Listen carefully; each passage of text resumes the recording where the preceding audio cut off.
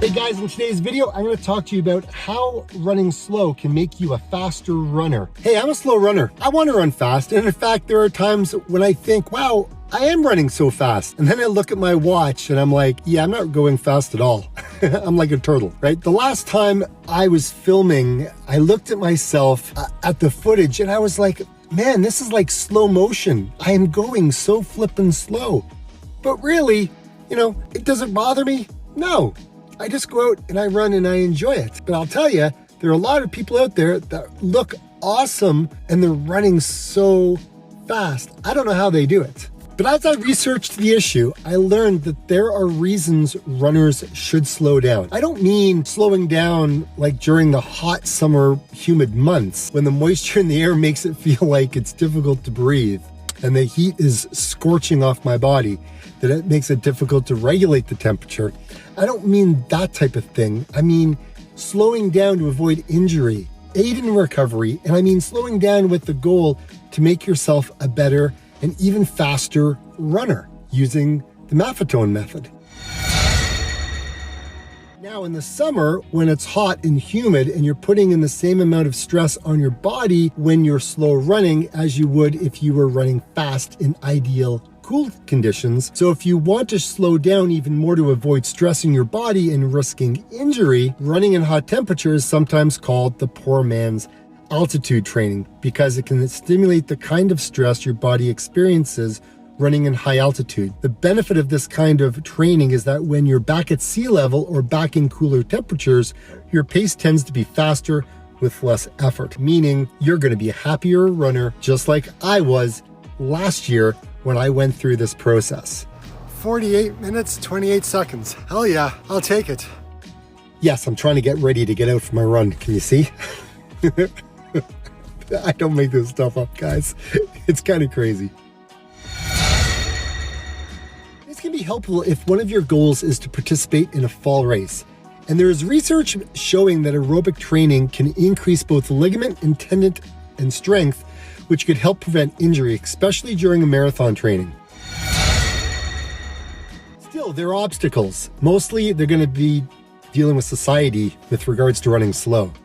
The time factor is going to be the biggest hurdle during slow runs. Physical activity has been engineered out of our day. So people have to plan their physical activities. So planning an hour or an hour and a half is much difficult than saying, hey, I'm going to bang out 10-minute run here. One way to fit in long, slow running might be to run to work or home after work. Another hurdle is thinking that running slow might be less manly, okay?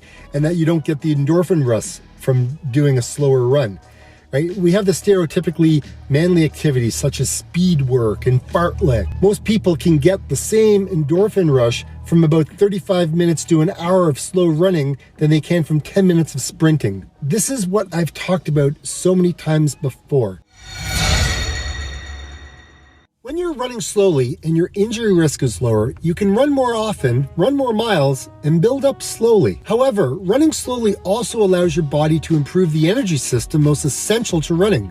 And I'm talking about your aerobic energy system. Your body relies on a few different energy systems to get you up and moving. For sustained movement, it uses your aerobic energy system, meaning it creates energy with oxygen. Oxygen helps the muscles convert fat, protein, and glycogen, the form of glycogen stored in your liver and muscles, which your body generates from the carbohydrates you eat into energy. If you want to be able to finish a marathon, or for an example, a 5K, 10K, half marathon, run around the block, who cares?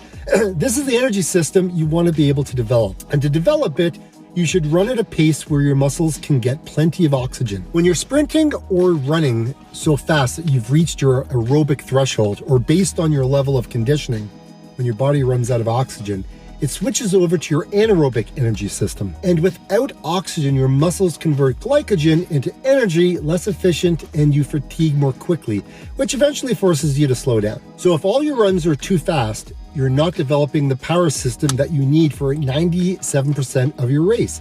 Your maximum aerobic function is going to be running slowly.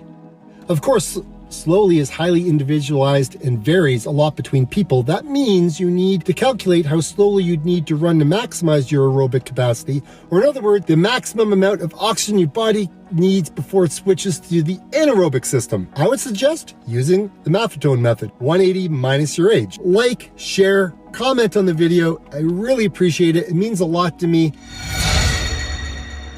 There are a few other ways of figuring out your maximum heart rate, but I would suggest forget about the old 220 minus your age equation and multiply your age by 0.7 and subtract this number from 207, which would be your estimated maximum heart rate. I like using the Maffetone method, and I like how simple the numbers can be.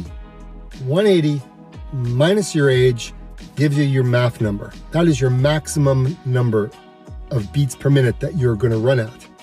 What you would do is you would run in between a 10 beat radius, 10 beats down, okay? So take your high level and go down 10, and that would be the zone that you would want to be able to run in.